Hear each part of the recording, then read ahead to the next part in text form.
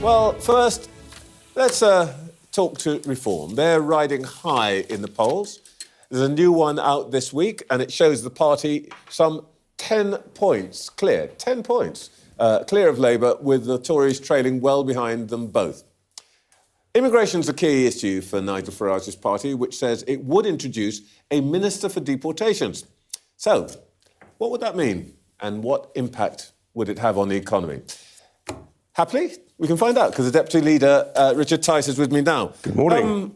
Richard Tice, just quickly on the Ukraine situation, let me ask you something. Would Prime Minister Farage have travelled to Kiev and joined the French and German and Ukrainian leaders yesterday in calling for Russia to accept a 30-day ceasefire? Well, the important thing is you recognise that Prime Minister Farage is a real possibility. And No. hang on. Nigel, like all of us, want peace. We want a ceasefire to get to a lasting peace with strong security guarantees. And frankly, anything that world leaders can do to get towards that difficult goal, involving whatever difficult compromises, should be welcomed. And we all know it's difficult. That is the reality. But if it must always be worth trying. To get there. But you know why I'm asking you this. Let me ask you in a different way. Does Nigel Farage still think that the West provoked Russia's invasion and that Vladimir Putin is still a man he admires? No, of course he doesn't think that. The reality is... Well, that's what he said. No, the reality is that mistakes have been made along the way. No, but that's what he said. Trevor, ask me a question. Richard, let me answer. Richard, he said. We all want peace, right? Putin is an evil aggressor who has to be stopped. What world leaders are trying to do is to find a way to get to a lasting ceasefire, and we should all welcome that. Yeah, but you're doing what you always try to do to me, which is to answer your own question. Has he changed his mind about Putin being a man he admires, and that the Russian... Nigel is crystal clear that Putin is the aggressor, and we have got to get to a ceasefire. It's as simple as that. OK, great. Let's talk about your plans and what you said. You want to appoint a minister for deportations. I think we've already got one of those, and that's called the Home Secretary. What would your deportations do? It's clearly not working, is it? It's clearly not working, is it? Because yeah, but it's not the time. Is it the reality is that we've just won by an absolute landslide the elections Thursday last week because people are raging furious about the levels of both illegal and legal immigration in this country.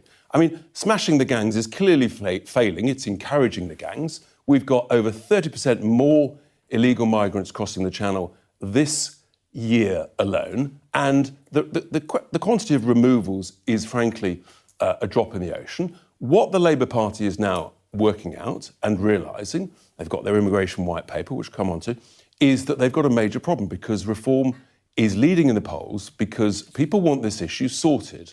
They want the boats to stop. And frankly, I think the majority of this country agree with our policy. We need to freeze immigration because the way to get our economy, to answer your first question, the way to get our economy going is to freeze immigration, get wages up for British workers, train our own people, get our own people who are economically inactive back into work. We've got 9 million people economically inactive in this country. Look, you criticise people like me, specifically, for not treating you seriously, and I'm quite happy for you to do a victory lap, and because your people did very well. But that means that, we want to know, viewers want to know, what it is you would do. So, with respect, I'm asking you, what is the meaning of your central plan, the Minister for Deportation? What would that person do? What powers would he or she have that the Home Secretary doesn't have? How many deportations would you envisage? When Nigel talked about that Minister for Deportations in a press conference a couple of weeks ago, he said we'd put more meat on the bone. And we'll be having a press conference in the next couple of weeks putting meat on that bone. But the bottom line is people want the people who are here illegally removed. People want foreign criminals who have committed crimes removed, full stop. The Labour Party is talking the talk. Will they actually walk the walk? I actually think that people are voting for us because they know that we mean it. We are serious about protecting citizens in this country in every way. But when you say, you mean it, tell me how you mean it.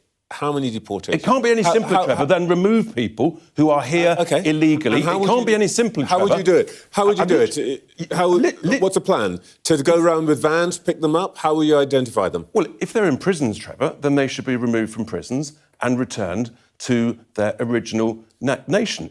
That is the reality, and this government is failing to do that. There are 10,000 foreign criminals in our prisons who should be removed, returned to their country of origin, free up those spaces in our prisons, so we can have a proper deterrent policy. For 18 years, there's been a duty on Home Secretaries to do that. For 18 years... And they've failed because of a Home Office that we all know, and former Labour ministers, for example, have admitted the Home Office is not fit for purpose, which is why we have consistently said you need to have a separate, dedicated team, like a sort of Department of Immigration, frankly, with new people who actually believe in the cause of sovereign borders to implement this policy. And what would that team do? I mean, what you're telling me, by the way, you've just invented a new government department, more bureaucracy. So I just want to ask you, maybe you should fire the whole bunch of incompetent people in the Home Office who are not doing their job properly, OK? It's as simple as that. You've asked me, I'll answer it for a third time. We will remove people who are here illegally, and we will remove foreign criminals from our jails. I hope that is crystal clear. Well, the statement is clear, but I can't quite see how you do. But OK, let me ask you about something more practical, which I hope we might get an answer. Remove people. You've got that is an answer. You've got 800 councils or so. In the councils that you control, do you intend to close down the hotels accommodating asylum seekers? Well, we've confirmed yesterday, our chairman confirmed that we will use whatever levers we can in those 10 councils, including lawfare. We've got KCs willing to act on a pro bono basis. We've got a team of lawyers. So, yes, we will use whatever levers we can, whether it's health and safety, whether it's planning, whatever it is, because the truth is we've been given a mandate to stop these asylum hotels in those council areas. We've been given a mandate. Our constituents don't want housing in Lincolnshire, where I'm an MP, in Boston and Skegness, being taken up by illegal migrants. If the Greens and the Lib Dems are so keen, frankly, they can go there. And that's a fair point. But in fact, because you're a Lincolnshire MP, you will know that the council in Lincolnshire attempted to use legal means to close down. And maybe they didn't do it properly. And they failed. And that doesn't mean you don't try again until you succeed, Trevor. We will make life very difficult for the Home Office. We've got to put pressure on the Home Office. Okay. And that's what we're going to do. We control Lincolnshire County Council with 44 councillors. And look, we won't always succeed, but if you don't try, you've got no chance. You've given me a lot of clear statements about what your ambitions are, but I'm still not getting how you're going to do any of this. At least just give me a timetable. When do you think your first asylum hotel is going to get closed down? Well, we've got an asylum hotel in my constituency of Boston and Skegness, and we will use whatever... Before Christmas? Whatever means. I'm not going to give you a time frame. What I've said, Trevor, very clearly, is we will use whatever levers we can. We will try. Okay. We may not succeed, but if you don't try, Trevor, you've got no chance. All right, At least we will try in a serious, robust way, which no one else has. OK, just one last quick question. This is a personal thing, really. You said that you want to get rid of the Equality Act, and I read yesterday that Mr Farage wants to consign all diversity hires to the dustbin. How do you distinguish a diversity hire from any other kind of hire? Diversity, equality and inclusion staff, frankly, we don't need them.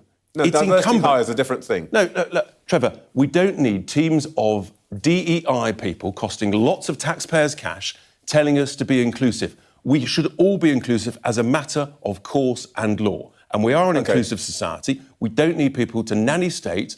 I'll tell you why I'm so sensitive about this, because there are lots of people who would look at me and say, oh, Phillips, diversity hire. Should Sky get rid of me? Should I be the sort of diversity hire that gets consigned to the dustbin? Everybody should be hired on the basis of meritocracy, the best person for the job, and you, without question, Trevor, are a brilliant interviewer who is the best person for the job. So sensational that we end on a point of agreement. Excellent. Richard Tice, thank you so much.